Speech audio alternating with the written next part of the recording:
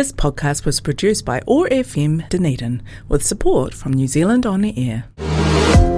Welcome to Disabled Persons Assembly's Notable Radio Show. DPA is a systemic advocacy organisation run by and for disabled people.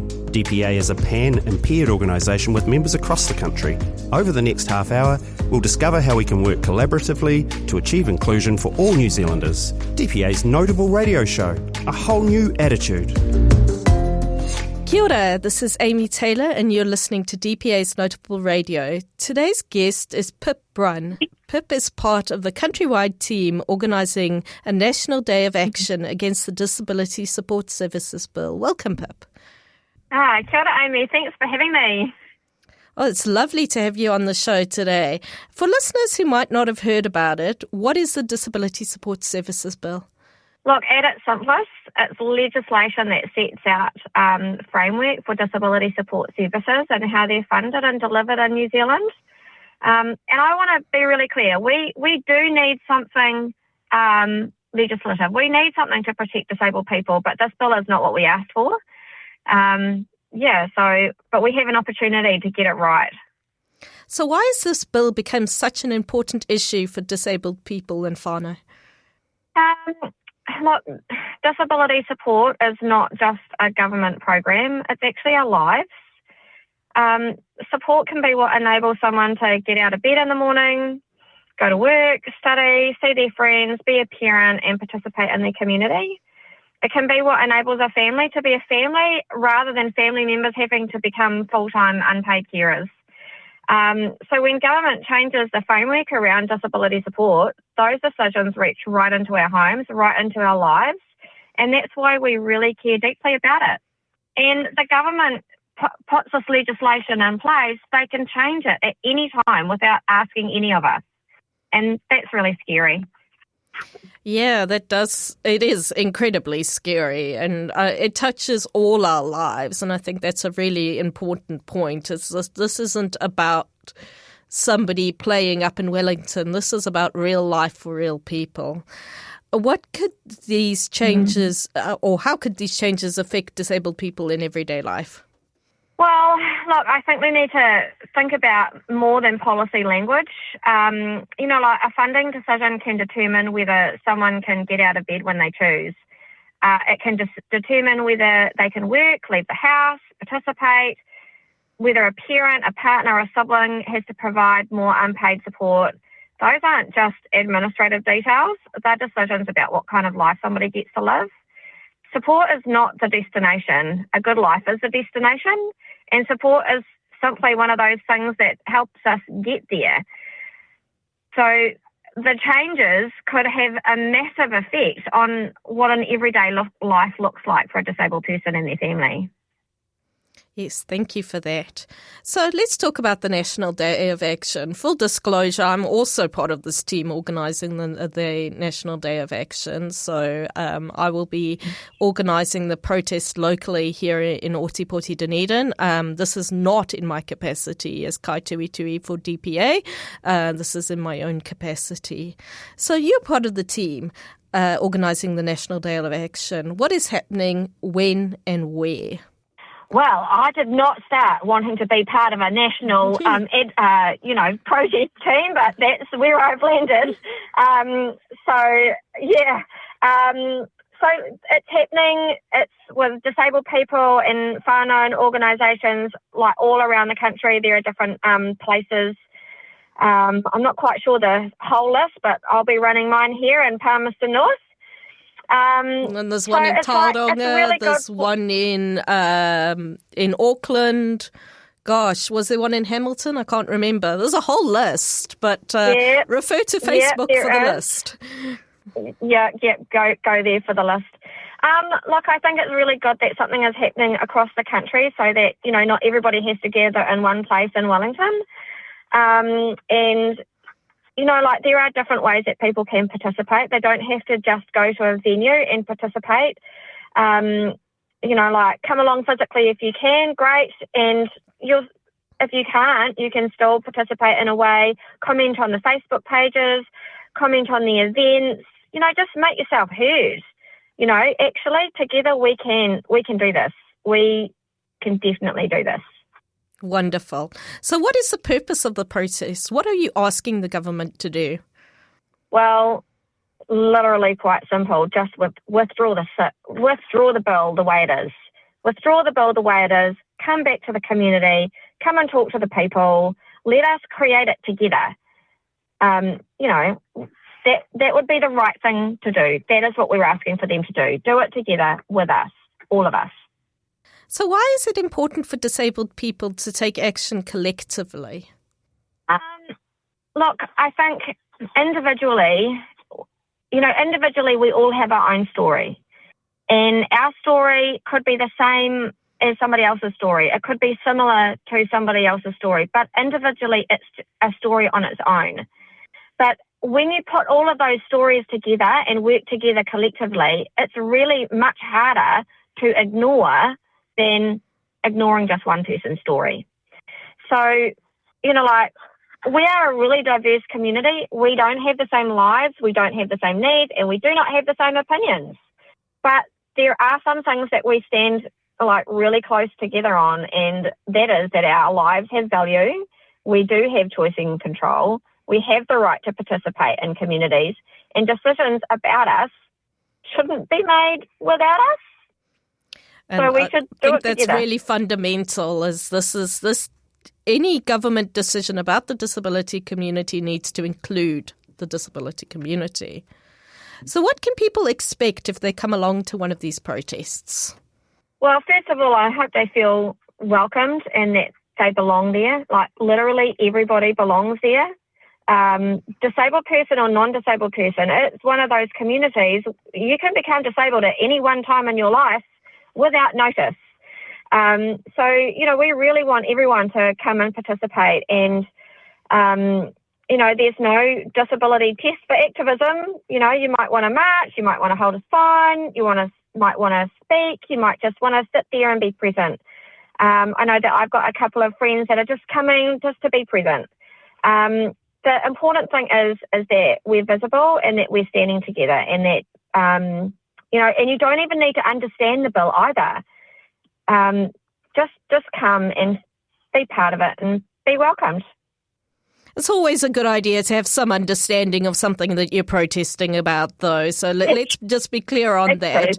What we're protesting is the Disability Support Services Bill, and the Disability Support Services Bill is a piece of legislation that has been put together incredibly quickly under urgency, where basically the government is trying to get out of its responsibilities that have been made in the Supreme Court ruling that the government should pay caregivers for their time. So family caregivers are employers of the state, is what the bill is essentially saying. So we need to be very clear that when we are talking about this bill, that we are protesting against the government taking away the employment rights of family caregivers. So let's talk a bit about accessibility. It's really important that when we're talking about a disability-led protest, what are the organisers doing to make this day accessible to everyone? Well, I'm not quite sure what's happening across the country, but I think they're all happening in open public spaces. And if they're open public spaces, they should be accessible to everyone. I'm hoping that there'll be seating, that there'll be rest places, that support people will be welcomed. So I don't know what's happening in all of the different places, but for some people also just turning up and being physically there is not possible. So having the social media available for people to comment on is also making it accessible for people that just can't be there physically present. You don't have to protest in any particular way to make your voice count. So hopefully there's definitely going to be a welcoming a group of people there that you may or may not know that will make you feel safe and feel welcome. Yeah, so I think that's really important, that there will be a welcoming group of people that will make you feel safe and welcome. And all the protests have been held in accessible spaces, so open, level ground, with availability of accessible toilets in the general facility. Some of the protests have New Zealand Sign Language interpreters, the bigger protests, smaller protests like the one in Ōtepoti, Dunedin. We simply don't have the funds, but that doesn't mean that the deaf community is not being made very welcome. So please come along. So let's talk about the bigger picture. What does this bill tell us about how New Zealand currently views disability support? Oh, gosh. You know, for me, it raises some really fundamental, scary questions. You know, what do we think disability support is actually for? Is it welfare, something government provides when there's enough money? Is it about maintaining people at some kind of minimum level? Or is it that disability support is one of the ways that New Zealanders are enabled to exercise the same rights and opportunities and choices as everyone else? Because that's actually what it should be. You know, we're not asking for special lives. We're just asking for ordinary lives. We're just asking for ordinary lives and the same rights and responsibilities as everybody else. And sometimes we need support to make those ordinary lives possible. You know, equity does not mean that everybody gets the same things. Equity means that people get what they need. And this disability support services bill does not allow for that to happen. And in fact, this legislation gives the government powers to make changes to disability support at any time, whenever they want, without asking anybody. So while it says right now there is no intention to reduce disability support or to change disability support, this bill, this legislation allows for anybody to do that, any government to do that in the future. And that is fundamentally completely wrong. Anyway. So one of the fundamental... That's my biggest bugbear. Yes, exactly. So one of the fundamental things about this bill is basically the government is trying to offload responsibility for the care of disabled people onto family members. Any family member, they don't discriminate. You don't have to necessarily be the person's parent or their direct partner.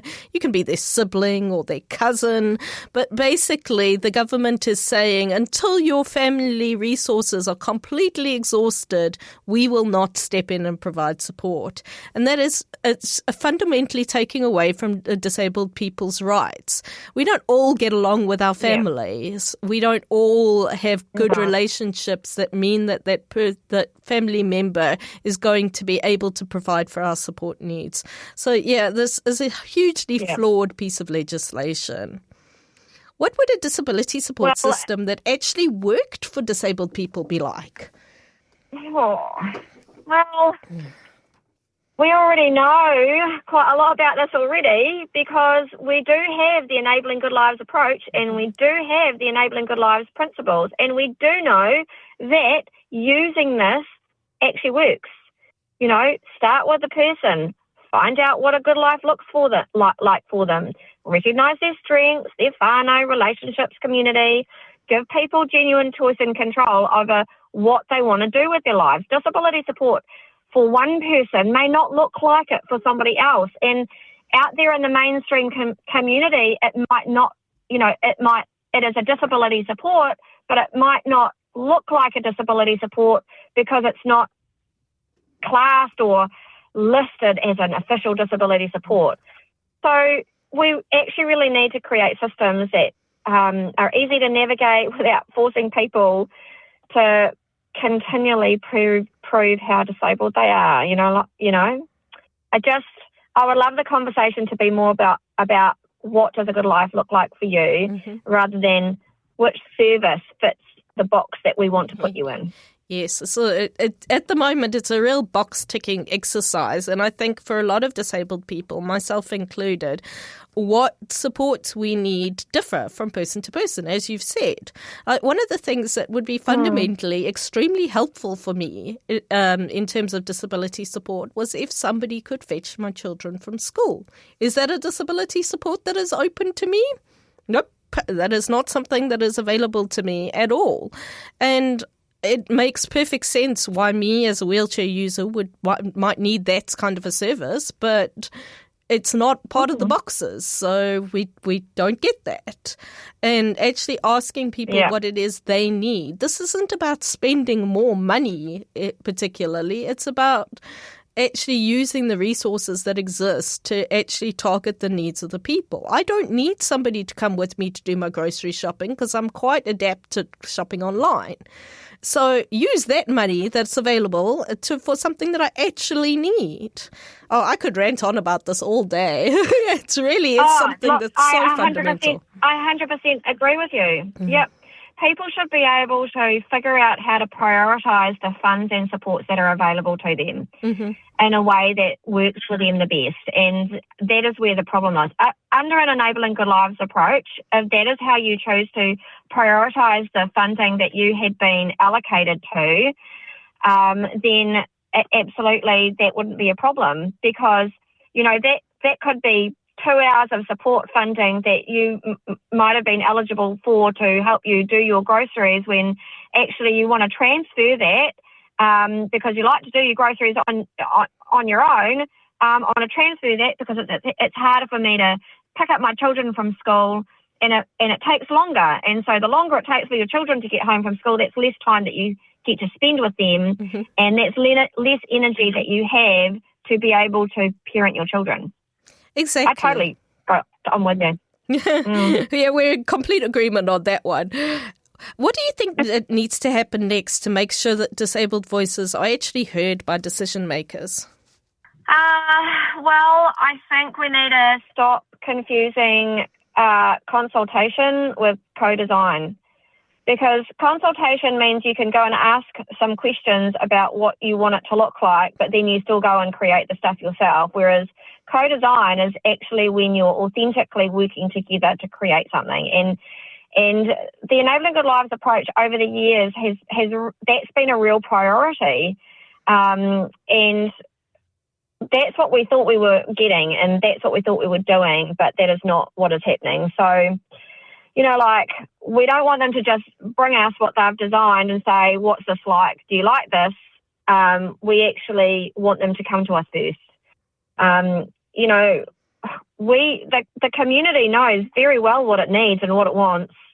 And, we're actually really good at problem solving, believe it or not. You know, so I think we can define the problems, we can develop the options, we can make decisions and evaluate whether those decisions actually work.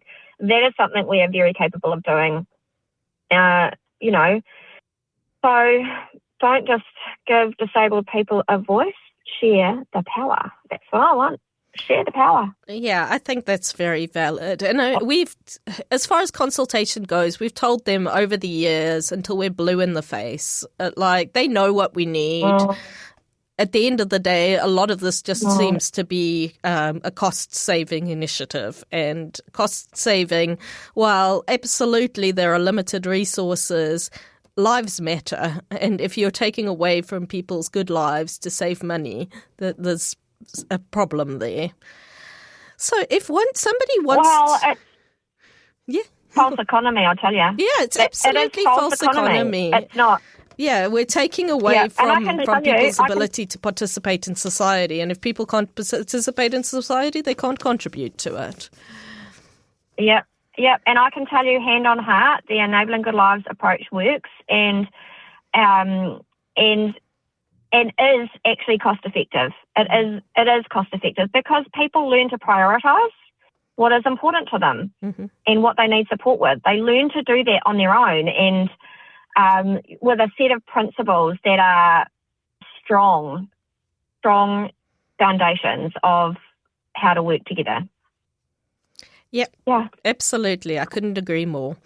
If someone's listening wants to support the National Day of Action, what can they do? Or definitely come along on Saturday, or, bring people, get onto the social media, share information through your networks.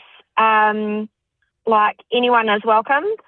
I think definitely commenting and finding the social media and sharing it out would be really, really good. Mm-hmm. Emailing it out to the networks. It is one of the, our community, becoming disabled can happen to you tomorrow. Do you want to create a legislation that will protect you, and a legislation that will provide for you if you became disabled tomorrow? And if you do, then be involved. Like, talk to an MP, talk to anybody, participate online, physically attend, all those things. Wonderful. It's going to be really great on Saturday, having people across the motor coming along and really letting their voice be heard. So we've talked about where people can find information about the protests. Mainly that's on social media at the moment. So Facebook. We're just search up the Disability Support Services protests on Facebook and you will find what's happening in your area. Is there anything that people can do beyond the Day of Action to support the campaign? Look, changing a system takes a long time. So I would say, look, I've been doing this part of this work in Enabling Good Lives for 9 years. And, you keep thinking that